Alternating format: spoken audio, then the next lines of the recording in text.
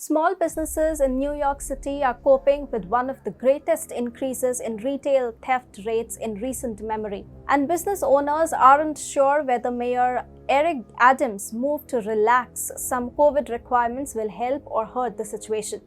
Hi and welcome to TFI Global, the foreign affairs and geopolitical analysis arm of the TFI Media Group. I'm your host, Tejasvi Malhotra. Let's begin. In New York City, there has been an increase in shoplifting. The New York Police Department said it hasn't seen numbers like this since 1995, and organized retail crime is on the rise across the city. According to police, a known shoplifter assaulted a New York Police Department officer at Duane Reade in Midtown. According to the NYPD, there were more than 26,000 shoplifting complaints between January 1 and September 12, 2021.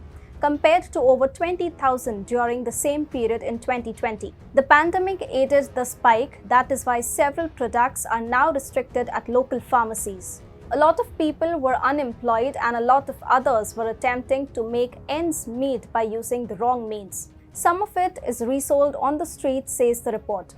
However, this line of argument should not let the perpetrators of these crimes off the hook. While the situation in New York City is precarious in itself, there's also organized retail crime which is becoming more prevalent across the country. Organized retail crime is an increasing threat for merchants, ranging from crude oil heist by violent gangs to sophisticated online fraud teams. While organized retail crime was a big topic even before 2020, the pandemic environment has prompted thieves to broaden their attacks across numerous platforms.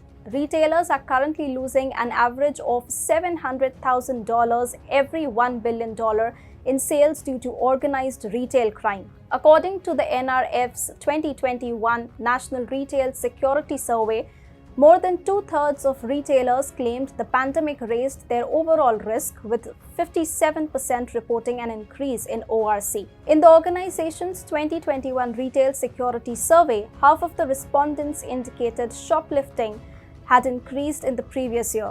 According to the survey, merchants likely lost $62 billion due to the theft and fraud, with the average retail robbery netting more than $7,500 in merchandise, a rate not seen since 2015. Worse, over 69% of shops indicated they have seen a significant increase in organized retail crime activities, thefts involving groups of people in the last year.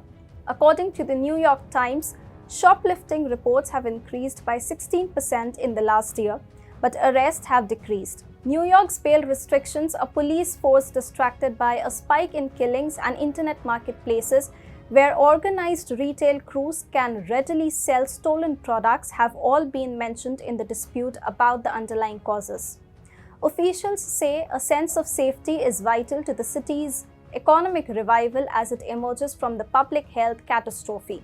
According to the New York Police Department, retail theft allegations were 16% greater last year than this year. However, arrest rates have decreased, with roughly 28% of complaints resulting in arrest last year, compared to 48.5% this year. Joe Biden has remained focused on the mission of repealing Trump-era achievements. However, in his efforts to undo the policies of Donald Trump, he has ended up eroding the social contract of the state with its people. More police officers have been killed in the line of duty under President Biden's leadership than in prior years since 1995.